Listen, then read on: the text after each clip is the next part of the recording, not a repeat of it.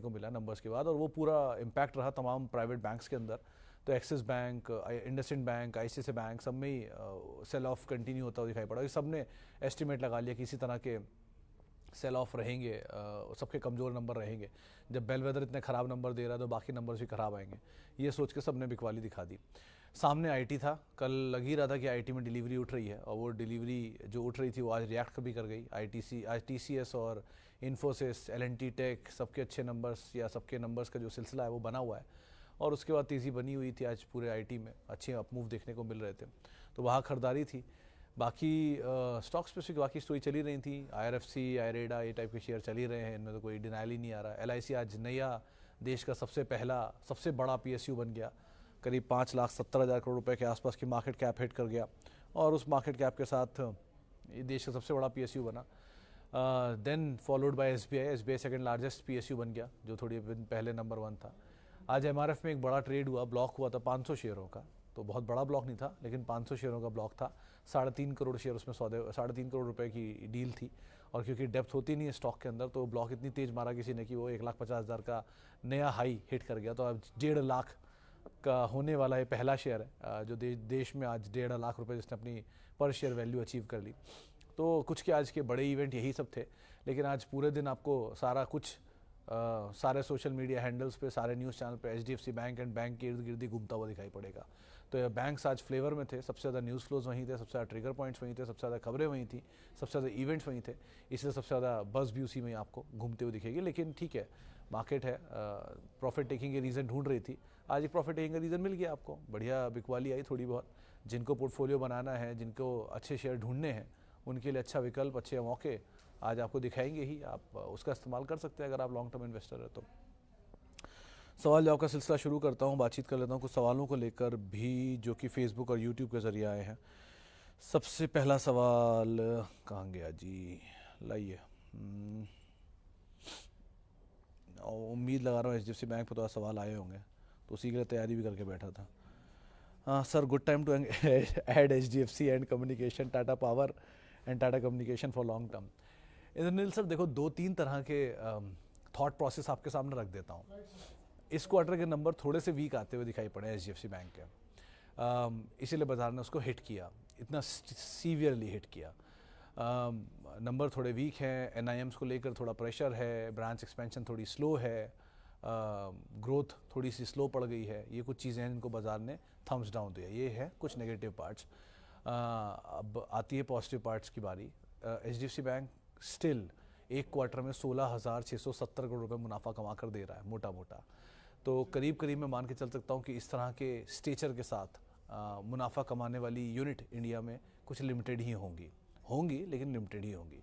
आप कहेंगे HDFC bank का टाइम ख़त्म हो गया, मुझे नहीं पता एचडीएफसी बैंक का टाइम ख़त्म हो गया कि नहीं, लेकिन स्टिल एचडीएफसी बैंक में अब तक पिछले 20 एक साल में करीब 21% की CAGR की ग्रोथ रही है, जो कि रेयरली किसी बैंक में देखने को मिलती है। ये बात अलग है कि 2 साल पहले तक ये 23% थी, अब वो 21 रह गई है, तो थोड़ी ग्रोथ घटी है। लेकिन एक बड़ी एमलगमेशन के बाद बहुत सारे इश्यूज आते हैं, और उन इश्यूज़ के बीच में ये बैंक आज कामकाज कर रहा है। सो अभी एमलगमेशन पूरा नहीं हुआ है, होने दीजिए। आप अगर एक अच्छा बैंक ढूंढ रहे हैं, आप एक लॉन्ग टर्म इन्वेस्टर हैं, तो हाँ, ये आपके लिए अच्छे मौके हो सकते हैं किसी भी फॉल में। Good news and good price never comes together. अच्छा भाव और अच्छी खबर एक साथ तो आएंगे नहीं। सो आप ऐसे ही दिन का इंतजार कर रहे थे जो आज आपको दिख गया, आपको लग रहा है आप लॉन्ग टर्म इन्वेस्टर हैं, तो आप ज़रूर बने रह सकते हैं। अगर आपको लग रहा है कि नहीं, मैं गलत हूँ, fair enough, I am accepting that. तमाम ब्रोकरेज हाउसेस के टारगेट सो फार 1900 से लेके 2200 के बीच में है। So as of now bank आपकी भली उम्मीदों के अनुसार नहीं चला हो, वो बात अलग है, लेकिन लॉन्ग टर्म के लिहाज से अगर आप देख रहे हो तो एक अच्छा असेट है जो कि डिस्काउंटेड प्राइस पे मिल रहा है, तो आप उस हिसाब से इसको सोच सकते हैं। रेस्ट विद टाइम हम में से एक को तो एक्सपीरियंस आ ही जाएगा, आपको या हमको। सो आप अकॉर्डिंगली यहाँ पे फॉलो कर सकते हैं। I have TCS, LTTS, LTIM, Tata Elxsi and IT. Is there any other stock that can be added in large or mid cap in core portfolio? Jain साहब, आपके पोर्टफोलियो में अगर यही सब कुछ है तो आपको कम करने की ज़रूरत है, क्योंकि पूरे पोर्टफोलियो को आप IT नहीं बना सकते, ETF ही ले लीजिए सबसे अच्छा तो। लेकिन अगर पूरे पोर्टफोलियो का एक हिस्सा ये है तो आपके पास सब कुछ पर्याप्त है। आप कुछ और ऐड करना चाह रहे हो IT में, तो एक ओरेकल और ऐड कर सकते हो, वो डिविडेंड आपको दे देगा। ये ग्रोथ देंगे, वो डिविडेंड देंगे, बैलेंस हो गया दोनों का हिस्सा। लेकिन अगर आपका पूरा पोर्टफोलियो ही यही है तो आपको इनमें से कम करने की ज़रूरत है, तो आप थोड़ा सा कम कर लिएगा in fact. Sir is good time HDFC होगा। अच्छा, टाटा कम्युनिकेशन और टाटा पावर, सर दोनों बेटर है। Tata communication is preferably better क्योंकि टाटा कम्युनिकेशन चला नहीं है, टाटा पावर चला है। तो थोड़ा जहाँ पे मोमेंटम नहीं है उनको ऐड करो, और इस बारी के नंबर देख लेना क्योंकि लास्ट क्वार्टर के नंबर टाटा कॉम के थोड़े वीक थे, तभी वो टूटा 1900-2000 की रेंज से टूट के 1400 तक गया था। अगर दोबारा बारगेन प्राइस मिल जाता है, टूट जाता है नंबर्स के बाद, तो आपको फिर से अच्छा मौका मिल जाएगा। अगर नहीं टूटता है तो वेल एंड गुड है, आप बने रहो। लेकिन अदरवाइज़ के लिए इन दोनों में तो Tata communication is preferably better है। तीनों नाम वैसे ख़राब नहीं है, किसी डिस्काउंटिंग में आपको मिलते रहें, आप ऐड करते रहिए। Can I start accumulating HDFC life Tata communication now और wait for due days? Sir Arup ji देखो, एक्यूमुलेशन वर्ड अगर आप यूज़ कर रहे हो तो उसके लिए फ्यू डेज़ नहीं होते हैं। एक्यूमुलेशन इज़ ऑलवेज आज, फिर आज के बाद धीरे धीरे धीरे धीरे नीचे मिले तो। HDFC life and Tata communication में आई विल स्टिल से कि Tata communication is preferably better, और सीमेंट में JK अल्ट्रा एक लीडर आप डालो क्योंकि दोनों ही मिड कैप है। दो निफ्टी वो HDFC लाइफ इज़ लीडर, लेकिन वैल्यूएशन थोड़े से महंगे साइड पर है। सो एक्यूमुलेशन के लिए फिर भी एक बार को आप एक कोई दूसरा बड़ा लीडर चुन लो, आप उसको ऐड कर सकते हो कंपेरेटिवली, लेकिन दूसरा नाम इस Tata communication is fine. So accumulation में कोई लेवल नहीं होता, आप गंगा नदी तो बह ही रही है ना, आपको उतर के ही नहाना उसमें, वो तो चलते रहेंगे ऊपर नीचे जहाँ मर्जी जाए, फ्लो बढ़ता घटता रहेगा। सो आपको तो उतरना है ना, तो कोई दिन तो आप शुरू करो से आपने आज 1790 पे शुरू किया या 1890 पे शुरू किया, कल को 1790 आया तो आपकी दूसरी SIP तब कटेगी या तीसरी SIP तब कटेगी, तो विद टाइम आपकी कॉस्ट अपने आप ही over a period of time नीचे आ जाएगी। लेकिन अगर आप आउटराइटली यही सोचते रहो कि 1790 आएगा तब मैं शुरू करूँगा, तो फिर पॉसिबिलिटी नहीं है ना। सो कहीं से तो शुरू करोगे ही, तब ये डिसाइड करोगे कि नीचे आएगा कि ऊपर आएगा। तो बेटर इज़ SIP के इसमें आप एक्यूमुलेशन में जाते हो, SIP में आपको लेवल की ज़रूरत नहीं होती है। ओके आगे बढ़ते हैं sir. Can thanks for valuable guidance. Thank you Patel साहब, thank you. Can we consider this as fall of all to add good stocks in lump sum? Can we consider this kind of fall?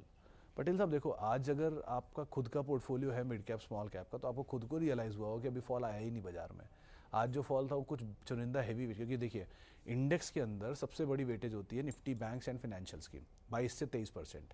उसके बाद second number पर होती है IT की 17%, बाकी रिलायंस की and ITC FMCG की। सो इतनी बड़ी वेटेज वाले, एक चौथाई जिसकी वेटेज है इंडेक्स में 100 में से, वो अगर 2000 पॉइंट नीचे आ जाएगा तो निफ्टी को तो 300 पॉइंट नीचे टूटना ही पड़ेगा ना। आप मोटा मोटा कैलकुलेशन कर लो कि 7 गुना या 6 गुना ऊपर अगर वेटेज रखते हो, मतलब एक चौथाई हिस्सा वेटेज का है और उस चौथाई हिस्से वाले ही कि में 4-8 गिरावट आ गई तो इंडेक्स तो आधा टूट ही जाएगा ना। तो इसी तरह की हैवी वेटेज वाले स्टॉक्स पिटे आज, तो जिसकी वजह से इंडेक्स में तेज़ बिकवाली है। लेकिन मिड कैप स्मॉल कैप में कोई खास कारण नहीं है वहाँ पर, वहाँ गिरावट 2 दिन पहले ज़्यादा थी इनफैक्ट आज से। तो मिड कैप स्मॉल कैप में जहाँ गिरावट आए, और वैसे भी बाज़ार की गिरावट हो या इंडिविजुअल किसी एक स्टॉक की गिरावट हो, वो ज़्यादा इंपॉर्टेंट है। बाज़ार की गिरावट है अगर, तो एक बार को फिर भी मौके नहीं मिलेंगे, लेकिन अगर किसी एक स्टॉक्स में आपको अच्छे ऑप्शन मिल रहे हैं गिरावट के, तो उसका इस्तेमाल करके आप एक बार को एंटर कर सकते हो, ज़्यादा बेटर है। ये फायर अलार्म बजा था बीच में वैसे। I have started SIP in HDFC bank, IEX, protein, Azad and Nestle, will add more for next one. मतलब मुझे प्रोटीन और IEX और आज़ाद का लॉजिक समझ में नहीं आया सिंह साहब, मैं उसके लिए माफ़ी चाहूँगा, लेकिन बाकी दो नाम फिर भी बेटर है। ये फिर से बजा हमारा fire alarm. Nestle and HDFC bank. May I have your attention, please? There has been an emergency reported in the building. Please stand by for further information. चले, मुझे लगता है यहीं समेटना पड़ेगा कार्यक्रम को, कि कुछ फायर ड्रिल शुरू हो गई या कुछ इश्यूज़ आ गए हैं। तो आपसे अब आगे मुलाकात होगी 5:30 बजे के शो में, तब तक आप लोग मेरे साथ जुड़ सकते हैं। May I नमस्कार। have